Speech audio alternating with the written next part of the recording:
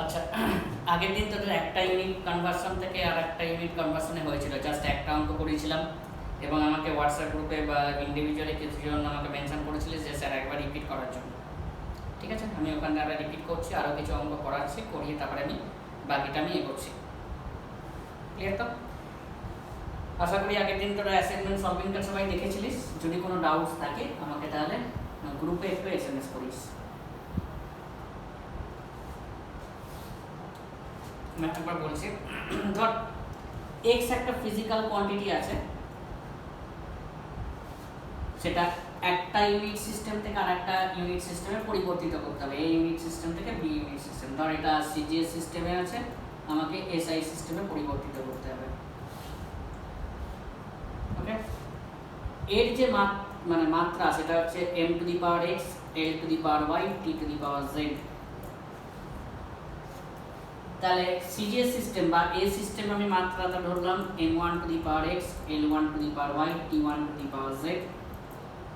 এই সিস্টেমের মাত্রা ধরলাম m to the power x, l to the power y, t to the power z।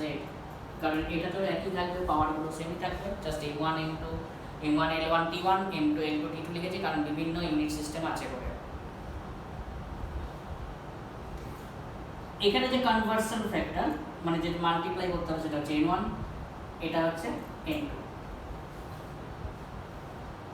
তাহলে এই সিস্টেম থেকে এই সিস্টেমে পরিবর্তিত করতে চাই, তাহলে n1 into m1 to the power x, l1 to the power y, t1 to the power z equal to n2 into m2 to the power x, l2 to the power y, t2 to the power z। যেখানে n1 একটা সংখ্যা যেটাকে এটাকে গুণ করলে, n2 একটা সংখ্যা এটাকে গুণ করলে, দুটোকে ইকুয়েট করলে তারপর সমান হবে। তাহলে n2 বাই n1 কত পাচ্ছি? m1 by m2 to the power x, l1 by l2 to the power y, t1 by t2 to the power z। যেখানে m1 l1 t1 যে সিস্টেমে দেয়া আছে সেই সিস্টেমের ভর, দৈর্ঘ্য এবং সময়, এবং m2 l2 t2 যে সিস্টেমে পরিবর্তিত করতে হবে সেই সিস্টেমের ভর, দৈর্ঘ্য এবং সময়। তাহলে m1 l1 t1টা কি? যে সিস্টেমে দেয়া আছে সেই সিস্টেমে ভর, দৈর্ঘ্য এবং সময়। m2 l2 t2টা কি? যে সিস্টেমে পরিবর্তিত করতে হবে সেই সিস্টেমে ভর, দৈর্ঘ্য এবং সময়। তাহলে যে ভ্যালুটা দেয়া আছে দ্যাট ইজ গিভিং ভ্যালু, যে ভ্যালুটা দেয়া আছে তাকে যদি m2 বাই n1 এ পরিবর্তিত করি তাহলে কনভার্সন ভ্যালু মানে যে ভ্যালুতে পরিবর্তিত করতে হবে সেটাই চেঞ্জ হয়ে যাবে। তাহলে যে ভ্যালুটা দেয়া আছে গিভিং ভ্যালুকে n2 বাই n1 দিয়ে যদি মাল্টিপ্লাই করি তাহলে যে সিস্টেমে পরিবর্তিত করতে হবে তারপর সেই সিস্টেমে কনভার্সন ভ্যালুতে চেঞ্জ হয়ে যাবে। ওকে, ক্লিয়ার তো? এই রিলেটেড একটা কোশ্চেন করেছিলাম, প্রবলেম করেছিলাম। আজকে কিছু প্রবলেম করাতে হবে কারণ কোশ্চেন বা প্রবলেম কিন্তু আসে, তারপর তাদের অ্যাসাইনমেন্টটা আমি দিয়ে দেবো। কিছু আছে প্রবলেম করাবো, করিয়ে আবার তাদের হোমওয়ার্ক আমি দিয়ে দেবো। লিখে রাখ একটা,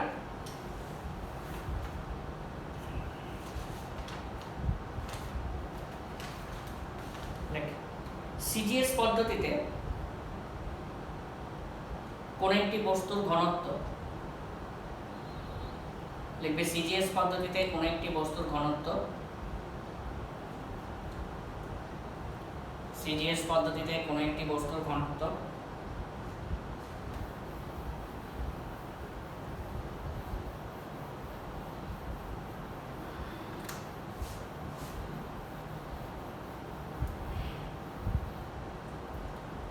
(7.8 গ্রাম পার সিসি, 7.8 গ্রাম পার সিসি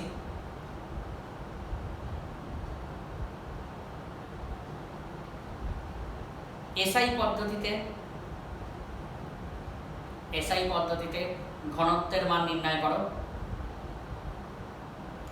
এসআই পদ্ধতিতে ঘনত্বের মান নির্ণয় করো মাত্রাগতভাবে। এসআই পদ্ধতিতে ঘনত্বের মান নির্ণয় করো মাত্রাগতভাবে।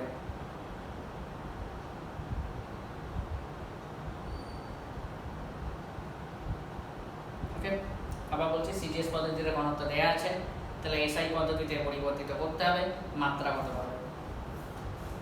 তাহলে আমরা ঘনত্বের মাত্রা আমরা কি জানি, ml - 3 মাস পার ইউনিট ভলিউম প্রতি একক আয়তনের ভর। তাহলে n1 ইনটু যেটা দিয়ে গুণ করব m1 L1 to the power -3 equal to n2 into m2 L2 to the power -3। যেখানে m1 L1 হচ্ছে যে পদ্ধতিতে দেয়া আছে সেই পদ্ধতিতে ভর এবং দৈর্ঘ্য, m2 এবং L2 যে পদ্ধতিতে পরিবর্তিত করতে হবে সেই পদ্ধতিতে ভর এবং দৈর্ঘ্য। তাহলে কি বললাম, লিখে দিচ্ছি। তাহলে n2/n1 equal to m1/m2 into L1/L2 to the power -3। তাহলে m1 L1টা কি যে পদ্ধতিতে দেয়া আছে সেই পদ্ধতিতে ভর এবং দৈর্ঘ্য, m2 L2টা কি যে পদ্ধতিতে পরিবর্তিত করতে হবে সেই পদ্ধতিতে ভর এবং দৈর্ঘ্য। যে পদ্ধতিতে দেয়া আছে মানে কোন পদ্ধতি, সিজিএস পদ্ধতি। তাহলে ভর কত 1 গ্রাম, দৈর্ঘ্য কত 1 সেন্টিমিটার। যে পদ্ধতিতে পরিবর্তিত করতে হবে সেটা হচ্ছে এসআই পদ্ধতি। তাহলে ভর কত 1 কেজি মানে 10⁻³ গ্রাম, দৈর্ঘ্য কত 1 মিটার, চেঞ্জ করলাম 10⁻² সেন্টিমিটার। কেন, এখানে যাতে গ্রাম গ্রাম আর সেন্টিমিটার সেন্টিমিটার ক্যান্সেল আউট হয়ে যায়। তাহলে এখানে বসাচ্ছি, দেখ n2/n1 ইকুয়াল টু এখানে 1 গ্রাম 10⁻³ গ্রাম, এটা 1 centimetre 10⁻² centimetre to the power -3 cancel হচ্ছে। তাহলে এখানে উপরে উঠে গেলে 10⁻³ এটা কত হবে, এটা উপরে উঠলে 10⁻² into 6 that is 10⁻+6 that is 10⁻³ 10⁻² into -3 that is 10⁻+6 হলো 10⁻³। তাহলে যে ভ্যালুটা দেয়া আছে কি বলেছিলাম সেটা কত যেন দেয়া আছে 7.8। যে ভ্যালুটা দেয়া আছে তাকে যদি n2/n1 দিয়ে গুণ করি তাহলে যে পদ্ধতিতে পরিবর্তিত করতে হবে সেটা পেয়ে যাব। তার মানে কত, এত। এসআই পদ্ধতিতে একক কি, kg/m³। যে পদ্ধতিতে দেয়া আছে তাকে যদি n2/n1 দিয়ে গুণ করি তাহলে পরিবর্তিত পদ্ধতি দ্যাট ইজ এসআই পদ্ধতিতে এখানে পরিবর্তিত করতে হবে সেটা আমরা পেয়ে যাব। এই টাইপের কিন্তু কোশ্চেন আসে 2 বা 3 মার্কসের। আরো আমি 3-4টে দিয়ে দিচ্ছি হোমওয়ার্ক।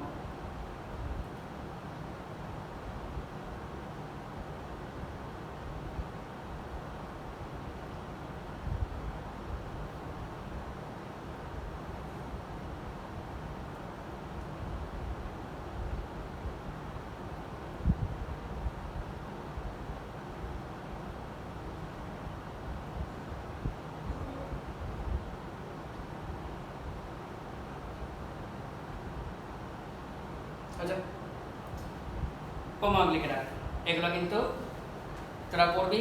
যদি আটকায় আমাকে তাহলে হোয়াটসঅ্যাপ গ্রুপে মেনশন করবি। আমি যখন তোদের অ্যাসাইনমেন্ট সলভিং থাকবে সেই ক্লাসে আমি তোদের করিয়ে দেবো, তার আগে বা পরে করিয়ে দেবো। আমি মেনশন করবি কিন্তু, নাহলে যে একজনের আটকালে একজনের আমি করে দেবো। লিখে রাখ।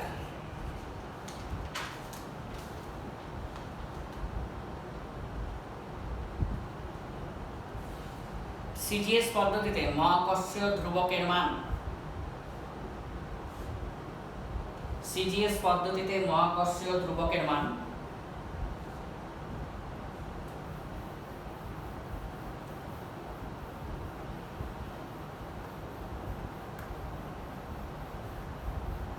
সিজিএস পদ্ধতিতে মহাকর্ষীয় ধ্রুবকের মান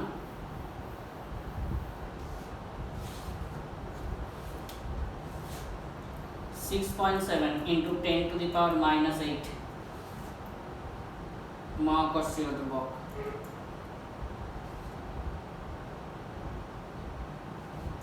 হোমওয়ার্ক নাম্বার 1। তাহলে এসআই পদ্ধতিতে নির্ণয় করো,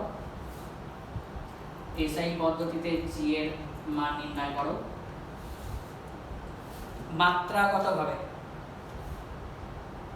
এসআই পদ্ধতিতে জি এর মান নির্ণয় করো মাত্রাগতভাবে।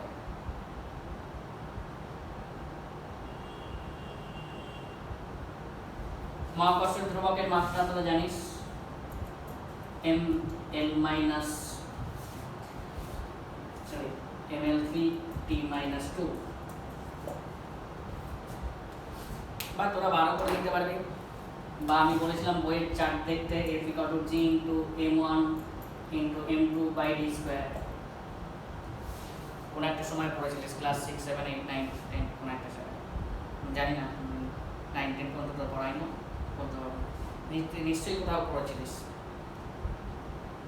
হলো অ্যান্সার লিখে রাখি, না হলে করে দেবো 6.7 × 10⁻⁻11 SI।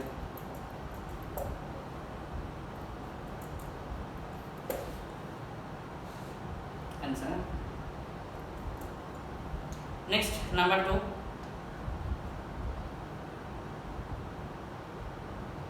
एसआई पद्धतिते इयং गुणांकेर मान, एसआई पद्धतिते इयং गुणांकेर मान इलास्टिसिटी বা স্থিতিস্থাপকতায় আছে, তবু আমি তার মাত্রা বলে দিচ্ছি, চাপের মাত্রার সঙ্গে সমান। ইয়ং গুণাঙ্কের মান 19 × 10⁻10 নিউটন/মিটার²। একক দেখেই বুঝতে পারছিস কি বললাম, সিজিএস না এসআই বললাম, যাই হোক আমি কারেকশন করে দিচ্ছি। এসআই পদ্ধতিতে ইয়ং গুণাঙ্কের মান, সিজিএস বলেছিল নাকি মনে নেই আমার, এসআই পদ্ধতিতে ইয়ং গুণাঙ্কের মান 19 × 10⁻10 নিউটন/মিটার²। 19 × 10⁻10 নিউটন/মিটার²। সিজিএস পদ্ধতিতে 1 মান নির্ণয় করো, সিজিএস পদ্ধতিতে 1 মান নির্ণয় করো, সিজিএস পদ্ধতিতে 1 মান নির্ণয় করো মাত্রাগতভাবে, মাত্রাগতভাবে।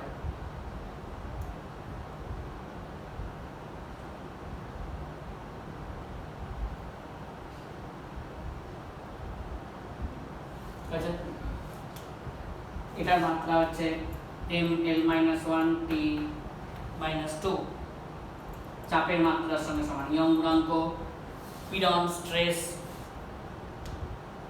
এবং চাপ এদের সব মাত্রা সমান। Homework number 2। নাম্বার 3, এসআই পদ্ধতিতে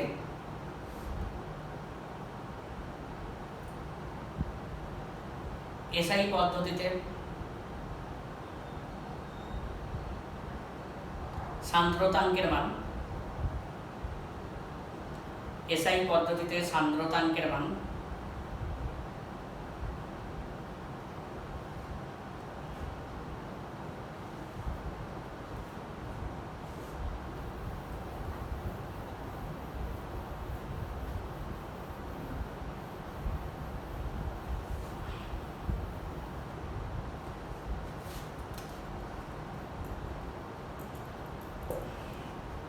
সান্দ্রতাঙ্কের মান ইটা দিয়ে রিপ্রেজেন্ট করা হবে 1.2 নিউটন/মিটার⁻²। ইলা মানে হাইড্রোস্ট্যাটিক্সের পরের চ্যাপ্টার তোদের ফ্লুইড মেকানিক্স, বাংলাটা মনে করতে পারছি না, ফ্লুইড মেকানিক্স, সেখানে কিন্তু এই সান্দ্রতাঙ্ক আছে, কোএফিসিয়েন্ট অফ ভিসকসিটি বলে ইংলিশে। এসআই পদ্ধতিতে মান দিয়ে দিয়েছে, তাহলে সিজিএস পদ্ধতিতে মান নির্ণয় করো মাত্রাগতভাবে, সিজিএস পদ্ধতিতে মান নির্ণয় করো মাত্রাগতভাবে। এটার মাত্রা লিখে রাখবি ml-1 t-1।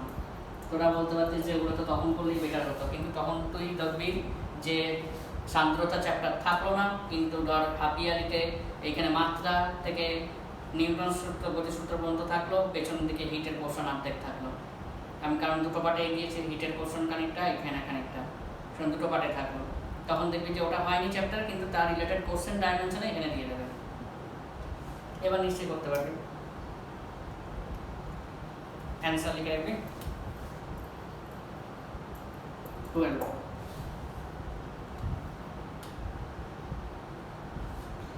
আগেরটার অ্যান্সার ছিল হোমওয়ার্ক 2 এর অ্যান্সারটা দিতে ভুলে গেছি আমি। 19 × 10⁻11 9/cm², আগেরটার অ্যান্সার।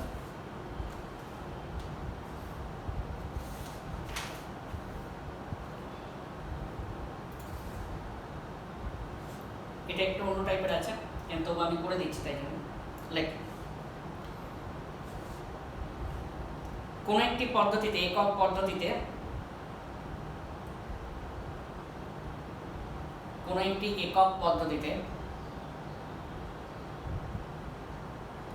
দ্রুতির একক হলো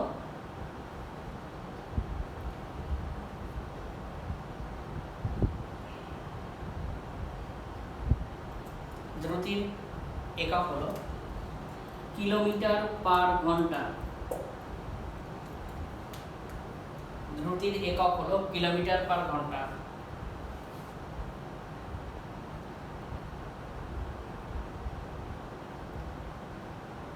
ওই পদ্ধতিতে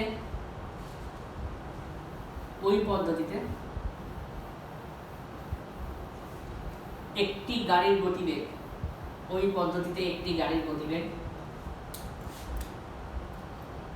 54 কিলোমিটার/আওয়ার।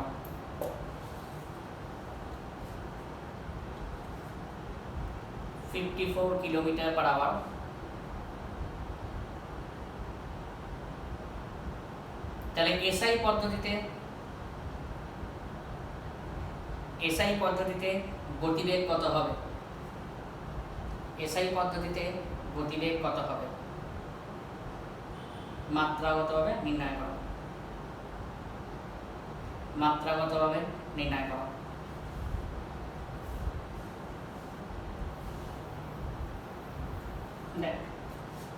গতিবেগ বা দ্রুতি আমরা জানি ml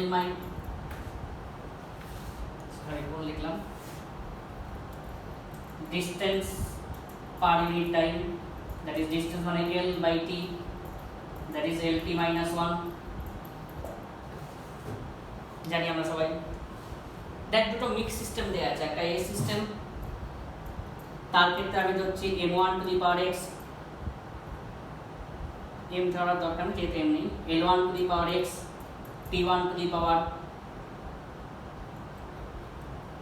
y এর ভ্যালু জেনে নিচ্ছি -1 equal to n2 into L2⁻1 and T2⁻1।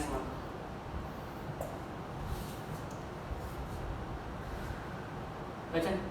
তাহলে কোন একটা সিস্টেম যে সিস্টেমে দেয়া আছে, তাহলে মাত্রাটা কি আছে L1⁻1 T1⁻1, এখানে n2 into L2⁻1 T2⁻1 হলো। তাহলে n2/n1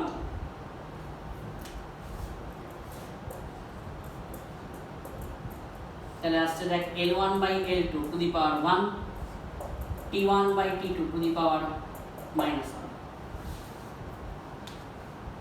হলো তো? দেখেন তাহলে কি সিস্টেমে দেয়া আছে, সেই সিস্টেমের ক্ষেত্রে L1 T1 হচ্ছে দৈর্ঘ্য এবং সময়, যে সিস্টেমে পরিবর্তিত করতে হবে সেই সিস্টেমের দৈর্ঘ্য এবং সময়। কোন সিস্টেমে দেয়া আছে? একটা মিক্স সিস্টেম। দৈর্ঘ্যটা কত? 1 কিলোমিটার, তাই তো? সময়টা কত? 1 আওয়ার। যে সিস্টেমে পরিবর্তিত করতে হবে সেই সিস্টেমে কত? কি সিস্টেম? কোন সিস্টেমে পরিবর্তিত করতে হবে?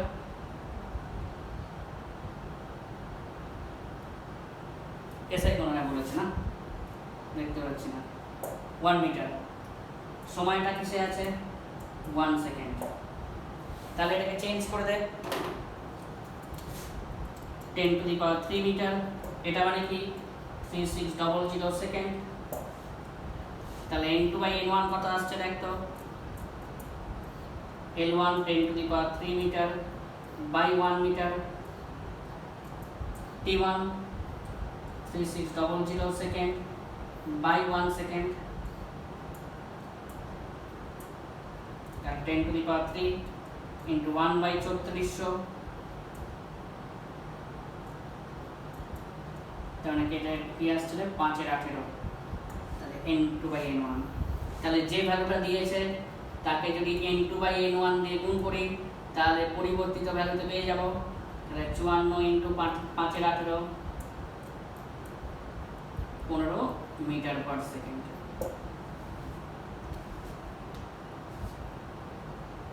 আবার বলে দিচ্ছি, এত টানা ক্লাস নিচ্ছি, মানে এটা তোদের ক্লাস চলছে আমার প্রায় পরপর টানা 9 ঘন্টা 9 আওয়ার্সে পড়েছে টানা, মানে খুব ক্লান্ত লাগছে। যাই হোক, তাহলে বলছে যে একটা পদ্ধতি দেওয়া আছে যার মানে দৈর্ঘ্যটা কিলোমিটারে দেওয়া আছে, সময়টা আওয়ারে মাপছে। সেই পদ্ধতিতে একটা গাড়ির গতিবেগ হচ্ছে 54 কিলোমিটার পার আওয়ার। এসআই পদ্ধতিতে গাড়ির গতিবেগ নির্ণয় করো, সরি সিজি এসআই পদ্ধতিতে বলেছে মনে হয়, গাড়ির গতিবেগ নির্ণয় করো মাত্রা বিশ্লেষণ পদ্ধতির সাহায্যে। তাহলে আমরা জানি দ্রুতি বা বেগ আমরা জানি LT-1, তাহলে N1 into L1 to the power 1 T1 to the power -1 N2 into L2 to the power 1 T2 to the পাওয়ার -1। তাহলে N2 by N1 equal to কত লিখতে পারি? L1 by L2 T1 by T2 to the পাওয়ার -1। কোন সিস্টেমে দেয়া আছে? Kilometre ঘন্টা এই সিস্টেমে দেয়া আছে। তাহলে L1 হচ্ছে 1 কিলোমিটার, আমরা এসআই সিস্টেম মিটারে চেঞ্জ করে দিলাম। T1 হচ্ছে 1 আওয়ার, 36 সেকেন্ডে চেঞ্জ করে দিলাম। কোন সিস্টেমে পরিবর্তিত করতে হবে? এসআই সিস্টেমে পরিবর্তিত করতে হবে। দৈর্ঘ্যটা কত? 1 মিটার, সময়টা কত? 1 সেকেন্ড। এবার এখানে বসিয়ে দিলাম, N2 বাই N1 পেলাম 5 এর 18। তাহলে যে ভ্যালুটা দিয়েছে তাকে যদি 5 এর 18 দিয়ে গুণ করি তাহলে পরিবর্তিত ভ্যালুতে চেঞ্জ হয়ে যাবে।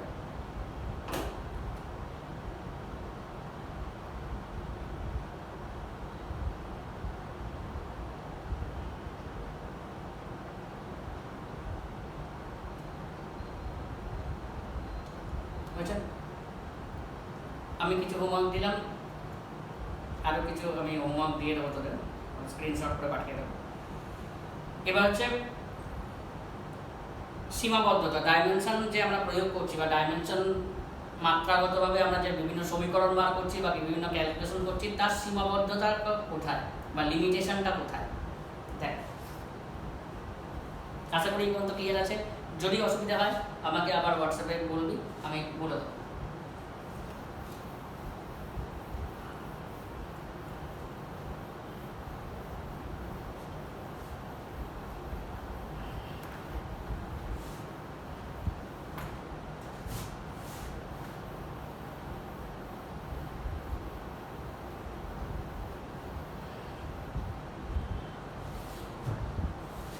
দেখ, প্রথম সীমাবদ্ধতা কোথায়? আমরা যে কোনো গাণিতিক ধ্রুবকের মান আমরা কিন্তু বার করতে পারি না। কীরকম? প্রথম দিন যখন ইকুয়েশন আমরা বার করছিলাম, যেমন বলেছিলাম যে প্রযুক্ত বল m to the power x এর সঙ্গে সমানুপাতিক, a to the power y এর সঙ্গে সমানুপাতিক, তাহলে x আর y এর ভ্যালুটা 1 আসছিল, তাহলে k into m into a, মনে আছে x 1 বেরিয়েছিল ক্যালকুলেট করে, y 1 ক্যালকুলেট করে বেরিয়েছিল। আমরা কিন্তু k একটা কি গাণিতিক রাশি যেটা মাত্রাবিহীন, কিন্তু k এর মান যে 1 সেটা কিন্তু আমরা মাত্রার সাহায্যে বার করতে পারি না। আমরা ইকুয়েশনটা জানি বলে k এর মান আমি বলেছিলাম 1 বের করতে, কিন্তু অনেক ইকুয়েশন বেরিয়েছে, দেখ তোরাও বার করেছিস, তোদের অ্যাসাইনমেন্টও দিয়েছি, তোরা সলভও করেছিস, যেখানে কিন্তু kটাকে k হিসেবেই রয়ে গেছে।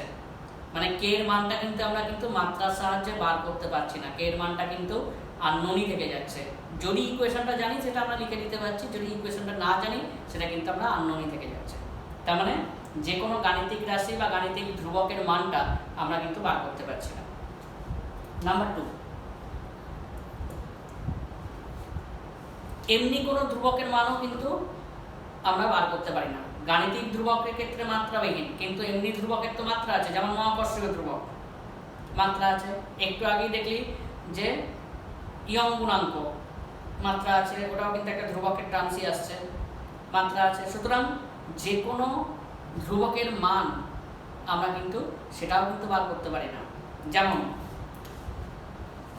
f ইকুয়াল টু, একটু আগে বলেছি g into m1 into m2 by d square, পড়েছিলিস যে দুটি বস্তুর মধ্যে আকর্ষণ বলের মান বস্তুর ভরের গুণফলের সঙ্গে সমানুপাতিক, মধ্যপাত দূরত্বের বর্গের সঙ্গে ব্যস্তানুপাতিক। এখান থেকে g আসে মহাকর্ষীয় ধ্রুবক।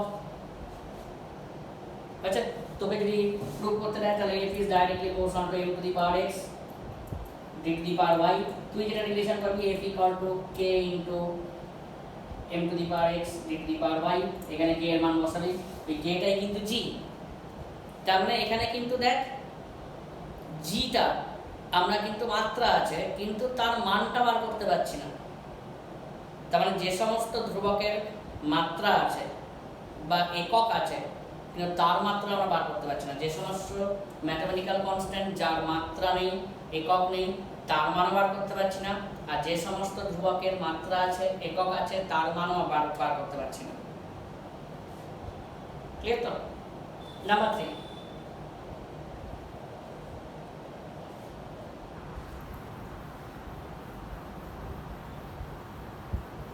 নাম্বার 3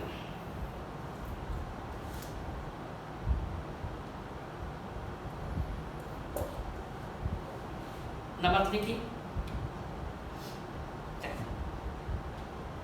কোনো সমীকরণে যদি কোনো গাণিতিক রাশি থাকে বা কোনো রিলেশনে যদি কোনো গাণিতিক রাশি থাকে, তাহলে সেই গাণিতিক রাশির সঙ্গে আমার অন্যান্য যে ফিজিক্যাল কনস্ট্যান্ট আছে বা ফিজিক্যাল কোয়ান্টিটি আছে তার কিন্তু সম্পর্ক আমরা বার করতে পারবো না।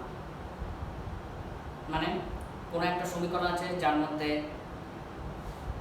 ফিজিক্যাল কনস্ট্যান্টও আছে আবার গাণিতিক রাশিও আছে, তাহলে ওই ফিজিক্যাল কনস্ট্যান্ট বা যে রাশিগুলো আছে তার সঙ্গে গাণিতিক রাশির কোনো সম্পর্ক বা সম্বন্ধ আমরা কিন্তু বার করতে পারবো না। যেমন এক্সাম্পল দিলে ক্লিয়ার হয়ে যাবে। ওয়ার্ক ডান মানে ওয়ার্ক ইকুয়াল টু বা কৃতকার্য লিখতে পারিস কি F S cos of theta. এফটা জানিস প্রযুক্ত বল, এসটা হচ্ছে সরণ, এটা হচ্ছে গাণিতিক রাশি মাত্রাবিহীন, থিটাটা হচ্ছে অ্যাঙ্গেল, এটাও কিন্তু মাত্রাবিহীন রাশি। কিন্তু থিটাটা কি আমরা প্রযুক্ত বল এবং সরণের মধ্যবর্তী কোণ, আমরা কিন্তু মাত্রার সাহায্যে আমরা এটা কখনোই আইডেন্টিফাই করতে পারছি না যে প্রযুক্ত বল এবং সরণের এটা মধ্যবর্তী কোণ। আমার কথাটা ক্লিয়ার? এই দুটো কিন্তু ফিজিক্যাল কনস্ট্যান্ট বা ফিজিক্যাল রাশি, এটা কি ম্যাথামেটিক্যাল কনস্ট্যান্ট। তাহলে যদি এটার মধ্যে কোনো সম্পর্ক থাকে তাহলে এই ম্যাথামেটিক্যাল কনস্ট্যান্টের সঙ্গে এটার মধ্যে কী সম্পর্ক সেটা আমরা বার করতে পারি না। যেমন থিটাটা কি প্রযুক্ত বল এবং সরণের মধ্যবর্তী কোণ, আমরা চ্যাপ্টার পড়ে বা অন্য প্রসেসে আমরা সেটা আইডেন্টিফাই করেছি, কিন্তু মাত্রার সাহায্যে আমরা কখনোই বুঝতে পারবো না থিটাটা হচ্ছে প্রযুক্ত বল এবং সরণের মধ্যবর্তী কোণ। হলো নাম্বার 4। ভালো করে দেখো, যদি দুটো বিভিন্ন রাশি যাদের মাত্রা সমান কোনো সমীকরণে থাকে তাহলে সেই সমীকরণটা প্রতিষ্ঠা করা যায় না। মানে যদি দুটো বিভিন্ন রাশি যাদের মাত্রাটা সমান কোনো একটা সমীকরণে যদি থাকে তাহলে সেই সমীকরণটা কিন্তু আমরা মাত্রাগতভাবে প্রতিষ্ঠা করতে পারি না। যেমন ধর কোনো একটা চোঙের আয়তন ব্যাসার্ধের সঙ্গে সমান মানে সম্পর্কযুক্ত এবং দৈর্ঘ্যের সঙ্গে সম্পর্কযুক্ত, তাহলে v ইকুয়ালটা আমরা কি করে বার করব? r to the power x l to the power y। r এর মাত্রা কি দৈর্ঘ্য মানে l, দৈর্ঘ্যের মাত্রা কি সেটাও কিন্তু l। তাহলে এখানে কিন্তু কখনোই আমরা রিলেশনটা পাবো না। মানে অ্যাকচুয়ালি রিলেশনটা কি হচ্ছে আসা উচিত r স্কয়ার ইনটু l, পাই r স্কয়ার l পড়েছিস তোরা ক্লাস 9 বা 10 এ পরিমিতিতে। কিন্তু কখনোই কিন্তু এই মাত্রাটা আসবে না, এই রিলেশনটা আসবে না। কেন আসবে না? যেহেতু r এর যা মাত্রা দৈর্ঘ্য এমনি দৈর্ঘ্যের মাত্রার সঙ্গে সমান। তার মানে বিভিন্ন রাশি যাদের মাত্রা মান সমান কোনো একটা সমীকরণে যদি থাকে তাহলে সেই সমীকরণ কিন্তু আমরা প্রতিষ্ঠা করতে পারবো না। বুঝতে পারলি? নেক্সট হেডিং দেবি সিগনিফিক্যান্ট ফিগার বা সার্থক রাশি।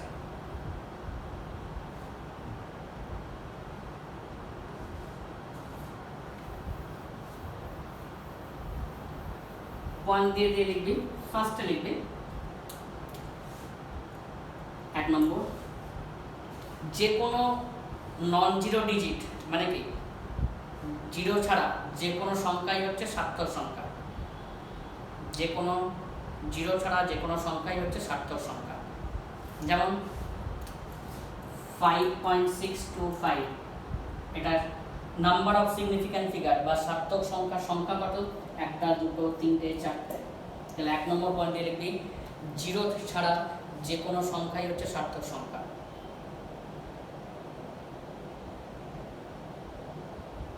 তাহলে এখানে 5.625, তাহলে কতগুলো সার্থক সংখ্যা আছে? 1 2 3 4 সার্থক সংখ্যা আছে। এক্সাম্পল নাম্বার 2 পয়েন্টস জিরোকে সার্থক সংখ্যা হিসেবে ধরা হবে যদি দুটো একটা জিরো দুটো নন জিরো ডিজিটের মধ্যে থাকে। নন জিরো মানে যারা জিরো নয়। আমি আগে বলেছি একটু বাংলা বলতে গন্ডগোল হবে আমার, তবুও লিখে রাখতে ওটা নিজের মতো করে, কারণ বইয়ে হয়তো এতগুলো পয়েন্টস পাবি না। তাহলে জিরোকে সার্থক সংখ্যা হিসেবে ধরা হবে যদি জিরোটি দুটি নন জিরো ডিজিটের মধ্যে থাকে।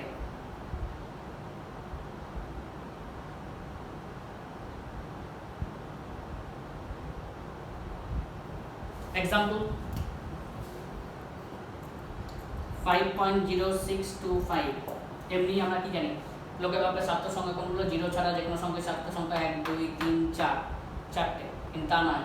যেহেতু জিরোটা দুটো নন জিরো ডিজিটের মধ্যে আছে, এটাও কিন্তু সার্থক সংখ্যা হিসেবে ধরা হয়। মানে একটা দুটো তিনটে চারটে পাঁচটা, তাহলে নাম্বার অফ সিগনিফিক্যান্ট ফিগার হচ্ছে 5, এটা ছিল 4। তাহলে জিরোকে সার্থক সংখ্যা হিসেবে ধরা হবে যদি দুটো নন জিরো ডিজিটের মধ্যে থাকে।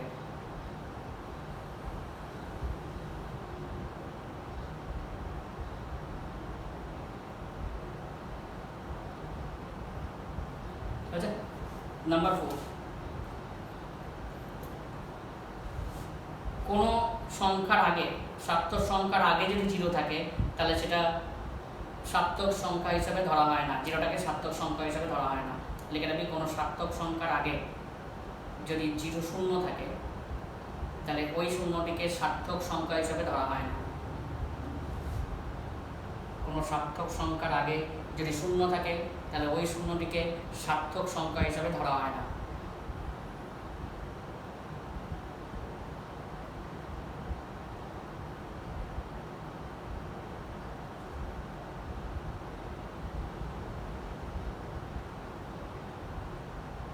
ওকে, যেমন এক্সাম্পল 0.04056।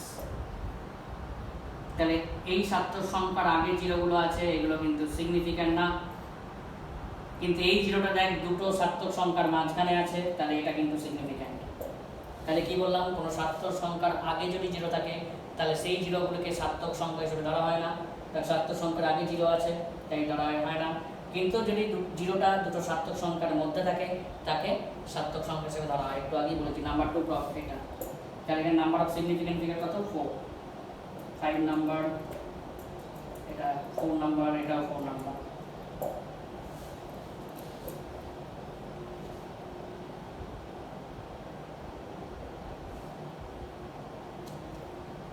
নম্বর, 5 নম্বর,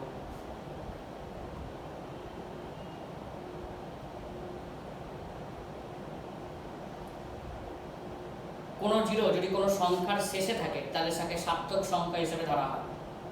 লিখে, কোনো জিরো যদি কোনো সংখ্যার শেষে থাকে তাহলে তাকে সার্থক সংখ্যা হিসেবে ধরা হয়।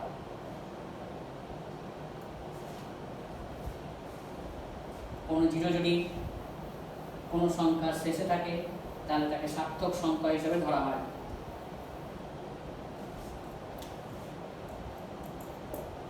এক্সাম্পল 0.0602500।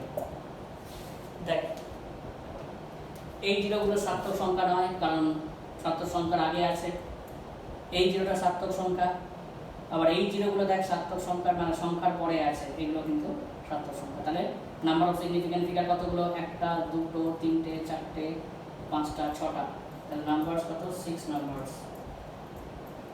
এটা আগে আছে তাই নয়, এটা মাঝখানে আছে সার্থক সংখ্যা, পরে আছে সার্থক সংখ্যা। Number 6, last one.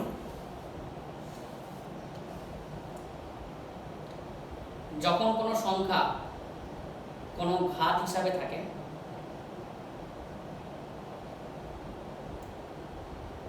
তখন সংখ্যাটাকে সার্থক সংখ্যা নির্ণয়ে ব্যবহার করা হয়। যখন কোনো সংখ্যা কোনো ঘাত হিসাবে থাকে তখন সংখ্যাটাকে সার্থক সংখ্যা হিসাবে ব্যবহার করা হয়। মানে এক্সাম্পল দিলে ক্লিয়ার হয়ে যাবে।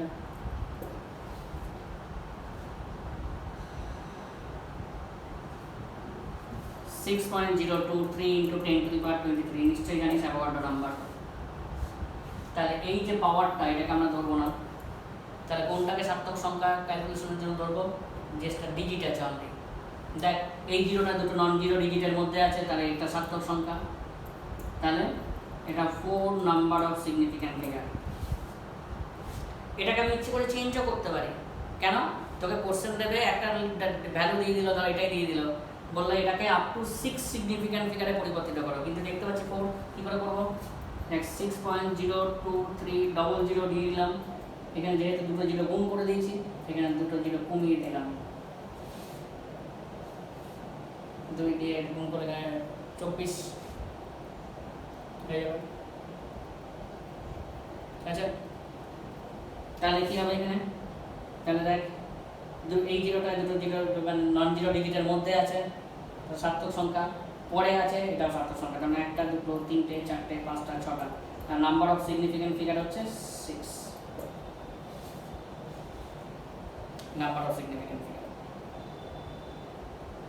ওকে, এর রিলেটেড অ্যাসাইনমেন্ট দিয়ে দেবো, কারণ এরপরেই আমাকে যেটা যেতে হবে, তোরা দেখবি বিভিন্ন ইনস্ট্রুমেন্ট আছে, vernier calliper, screw gauge, micrometer, এগুলো আমি এগুলো পড়াতে পারি, কিন্তু ব্যাপারটা হচ্ছে এগুলো প্র্যাকটিক্যাল রিলেটেড চ্যাপ্টার। এই চ্যাপ্টার থেকে দুটো প্র্যাকটিক্যাল আছে, এবং দুটো প্র্যাকটিক্যালের মধ্যে যে কোনো একটা প্র্যাকটিক্যালে অ্যানুয়ালে আসবেই, এবং ওগুলোর থিওরিও আছে।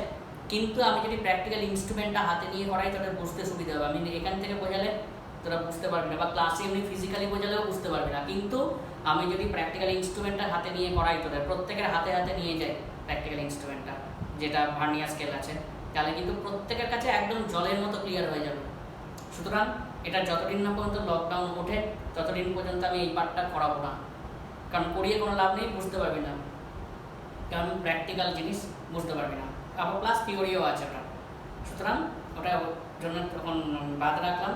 সেকেন্ড থিং হচ্ছে, এরপরে আমাকে শতকরা ত্রুটি আছে দেখবি, ওটা কিন্তু ক্যালকুলাসের হেল্প নিয়ে সব ফর্মুলাগুলো আসে।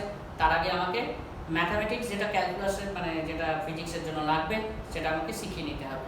পরের দিন আমাকে কিন্তু ম্যাথামেটিক্যাল টুলসটা করাতে হবে আগে থিওরির চ্যাপ্টারে, বুঝতে পেরেছিস? ম্যাথামেটিক্স যেটুকু ক্যালকুলাস মানে যেটুকু আমার লাগবে, সেটা করানোর পর যেটুকু লাগবে করানোর পর আমি তখন শতকরা ত্রুটিতে চলে যাব, তারপরে নেক্সট চ্যাপ্টারে যাব, ঠিক আছে? তার আগে আমি তোদের অ্যাসাইনমেন্ট আজকের ক্লাসের পরে দিয়ে দিচ্ছি, যেটা শনিবার দিন বা রবিবার দিন বা শুক্রবার দিন কোনো একটা দিন সলভ করে দেবো, সেই একইভাবে অ্যাসাইনমেন্ট সলভিংয়ের মতো। ওকে, তোরা কিন্তু পড়াশোনাটা করতে থাকবে। Thank you.